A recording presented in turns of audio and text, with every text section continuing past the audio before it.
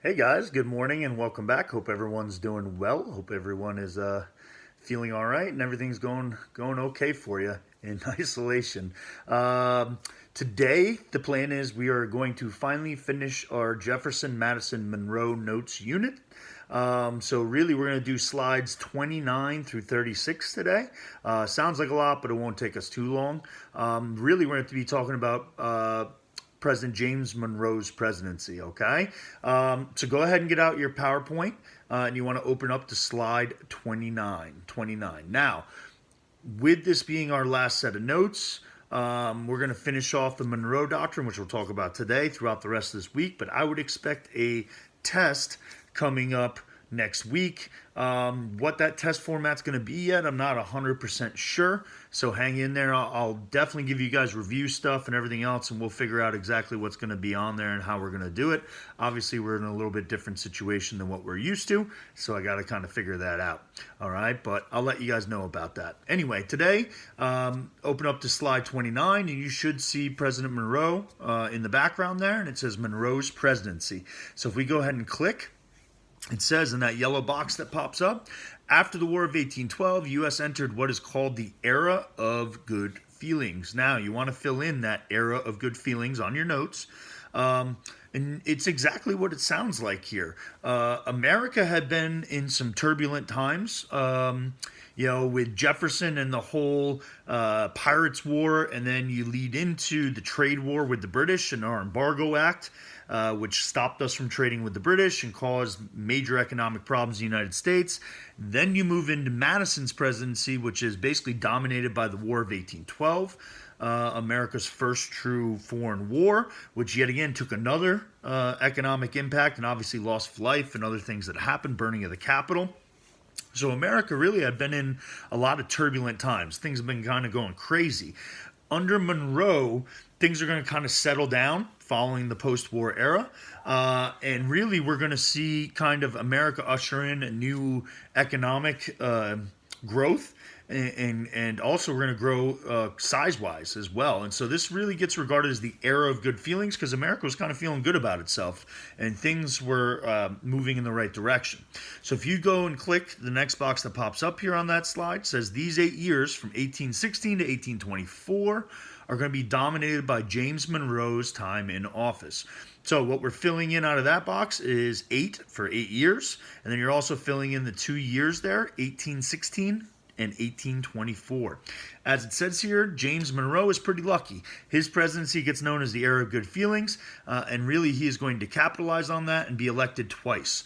He'll serve 8 years as president, and so we're going to kind of take a look at what he accomplishes in those 8 years throughout the rest of these slides. So let's go ahead and click. So why is this known as the era of good feelings? What was going on that was so great for the United States? So if we look on the next slide, a red box should already be up on the left-hand side, and it says extreme patriotism. Now you are filling in, patriotism, and really what that means is massive nationalism. Essentially, America is coming out of the War of 1812. We have defeated the British for the second time after we beat them out of the Revolution. And so ultimately America's kind of being cocky. We're feeling good about ourselves. We feel like we're kind of emerging as a world power, that we were able to stand up to Europe and we were able to defend our own trade. And so James Monroe is going to essentially inherit that feeling after the victory of the war without actually having to lead during the war, which James Madison had to do. James Madison had to deal with the hard part. James Monroe gets to walk into kind of a little easier. Anyway, James Monroe was actually vice president for that earlier period, so he did have to deal with it a little bit. Anyway, make sure you filled in patriotism off of that block. So, also what we see out of this time period is we see the emergence of a one-party system. Now, if you look in 1812, that's the first box that popped up there, that map, you'll notice that we still had two different parties there. I mean, you still had the country kind of split, 59% for the Democratic Republicans and essentially 41% for the Federalists. as we'll see the change over time here, that Federalist Party is really going to struggle. Their policies were not particularly popular. A lot of Americans didn't like people like Alexander Hamilton and George Washington and some of those other individuals telling what to do, although George Washington is gone by this point. And so what we see is really the Democratic Republicans start to dominate politics. You can look in the map on the right, guys, and look at how much of that map is green. That's all Democratic Republican states. Really, the Federalists were only carrying several states at this point. It wasn't very good. And it gets even worse when we get to the election of 1820. Take a look at that map. They literally won every single state. And ultimately, it actually defeated John Quincy Adams, who had already been president before. That's a whole different story that I'm not even going to go into. But if you notice, they literally dominated. It's one of the most one-sided elections in history besides George Washington, who was unanimously elected. So with all this said, we see the emergence of a one-party system. One party is what you're filling in. By 1820, there's literally only one party in power. And that's not really how our country was designed to be. And we'll see those changes come up as we move into our next unit, okay, which is actually about Andrew Jackson. My favorite dude in history. Anyway, as you click, it should bring up a box. It says Federalists lose 6 straight elections. You are filling in 6, all right, on your notes. Guys, that is political domination. 6 elections in a row, all right? It was not a good time to be a Federalist. All right, by 1820, the Federalists are done. All right, they don't even run a candidate for the presidency. That's why we see total green. Literally, John Quincy Adams ran as an independent. He wasn't even part of a party, although he had been a Federalist when he was president before. All right, it is crazy. It's one of the most one-sided times in political history. All right. Ultimately, why does this happen to the Federalists? As we see the next box pop up here, it says their anti-war stance was seen as disloyal. You are going to fill in disloyal on your notes. And literally, guys, that's the death nail of the Federalists. Remember, when we were leading into the War of 1812, the Federalists were the ones going, hey, we don't want to go to war because that's going to interfere with our trade. That's going to block our trade from the British. All right. And so ultimately, because they took that anti-war stance and America won the war, they were seen as disloyal and essentially they get pushed out of politics. It was held against them. Last box, or I think it's the last box here, click it. It says country had grown too rural to care about the Federalist policies, which favored the rich. So you're filling in the policies there. And that's the other thing that happens to the Federalists. They were viewed as the party of the cities, and they were viewed as the party of the rich. With a lot of Americans being poor farmers, they're going to move away from those Federalist ideas. And that's really going to be the other part that really ends this party. As we click the last box that comes up on the slide, it says one party, you're filling in party there, equals people in agreement. Fill in agreement. Guys, that is a symbol of what was going on in America at this time. That's why they call it the era of good feelings as well. It's a one-party deal. There isn't bitter politics. They're not fighting. They're not printing stories about each other. They're not doing that kind of stuff. America was operating actually pretty efficiently. Congress moved faster because there was only one party, and really a lot of stuff got done in the United States. It's a very unique time in American history. So click to the next slide here.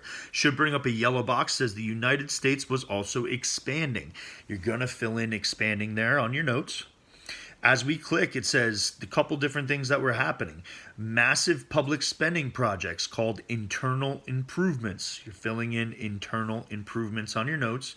Began to connect the people of the United States together. So at this point, America was really rural. They're spread out in the countrysides. They're not living really in cities or towns as much. The more population, especially as you went west. And so the United States government is actually going to use money to connect these people for the first time. We see federal spending to try to improve the United States for everybody. And so with this, there's actually one first project that comes up. You should click it, and eventually there should be a red box that brings up the Erie Canal. Now, the Erie Canal, you're going to fill in Erie Canal, connected farmers and merchants and travelers from Lake Erie to the Hudson River. You're also going to fill in Hudson River. Essentially what this did, you can see on the map behind in that dark black line that's running across New York State.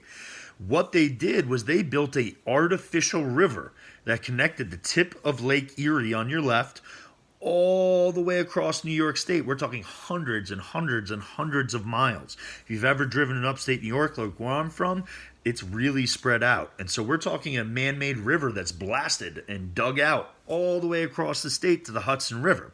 Now, why is that key? Hudson River. Well, Hudson River is a direct river line to New York City. So what do they accomplish with this canal?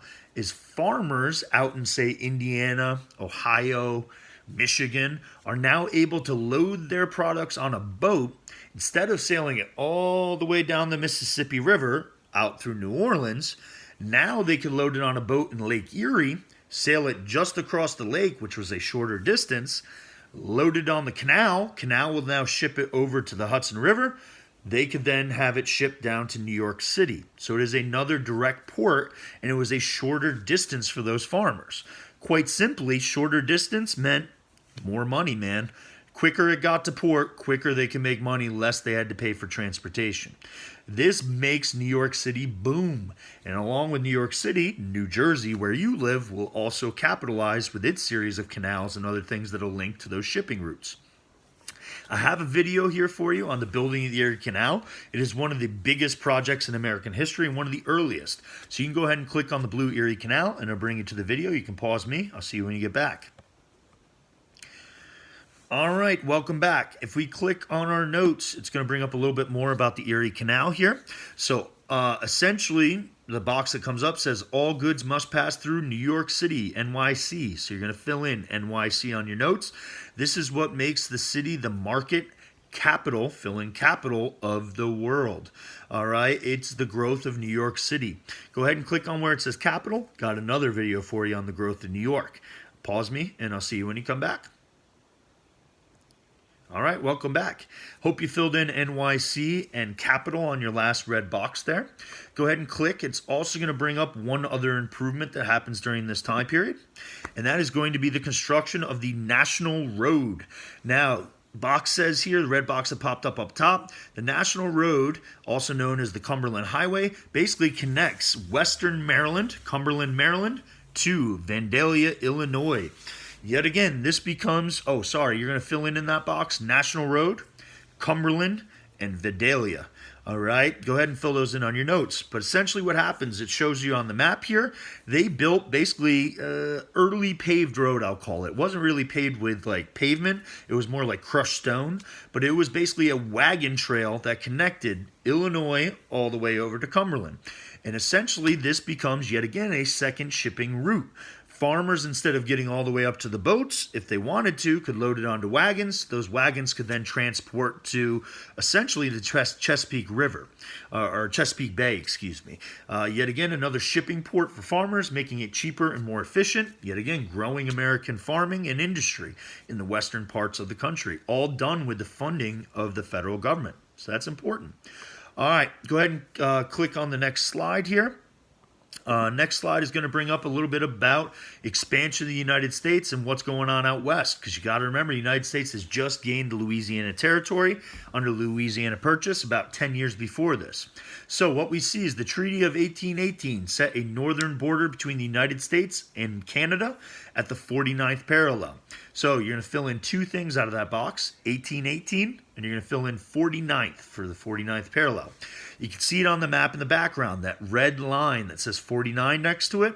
Literally, that becomes the border between the United States and Canada at this point. And essentially, this comes at the end of the War of 1812. Britain basically says, look, we'll stay in Canada. The United States says, we'll stay on our side, the 49th parallel, and hopefully it will create peace, which it actually does create some lasting peace between the British and the Americans finally. As we click it, there is another thing that's going to come up here, another piece of expansion that takes place during this time period under Monroe. This one's going to deal with Florida.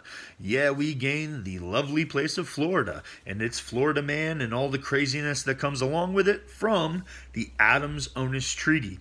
So you should see a red box on your screen here. It says signed in 1819. You're filling in 1819. The Adams-Onis Treaty purchased Florida from Spain. So we buy Florida as part of this treaty from Spain. Spain's empire was starting to crumble at this point, and they really couldn't afford to take care of their colonies in the United States or in North America anymore.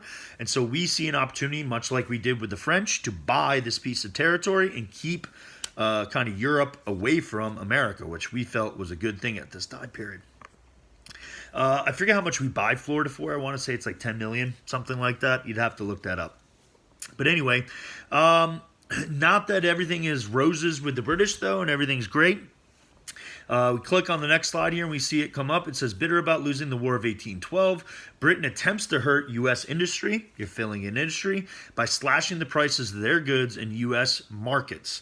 Markets you're also filling in. So the British are kind of pissed about losing the War of 1812. So to hurt the United States economically, they drop the price on their British goods in the United States. The idea is hopefully people will buy British goods instead of America. They wanted to basically cripple our industry.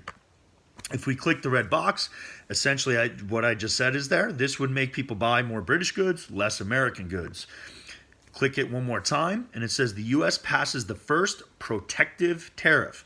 Protective, you're filling in. The goal of this tariff or tax was to basically increase the price of British goods and make them more expensive. Expensive, you're also filling in. Essentially, guys, we learned how to protect American industry. By putting this tax on British goods, you're going to force them to buy American goods, which was our hope. We still use tariffs today. We've used them throughout our history. As a result of this whole situation with the British, it actually has the opposite effect than what the British wanted. Instead of American industry crumbling, American industry actually grew. We learned how to make our own products. Instead of importing them from Britain, we created industry here in the United States, which created jobs and impacted small towns and was a huge boost. On top of that, the tariff tax goes to fund internal improvements like canals and roads that we just talked about. So really, the United States learned a very economic lesson here of how to raise money and how to use that money to improve our own industry. Last two things we're going to fill in off that slide. It says U.S. industry skyrockets, so you're filling in skyrockets, and then you're also filling in tariff on that tax that goes to funding internal improvements. All right. So on our next slide here, and actually it looks for whatever reason like that got cut off, but it should be that Monroe's most famous work was the Monroe Doctrine. And it should say Monroe Doctrine to fill in on the notes there. I'm going to see if I can edit that on there. But anyway, you can click on where it says Monroe Doctrine in blue there, and it's going to show you a little video on a very important piece of U.S. legislation. Essentially what was going on, or go ahead and click on the video first, and I'll see you when you get back.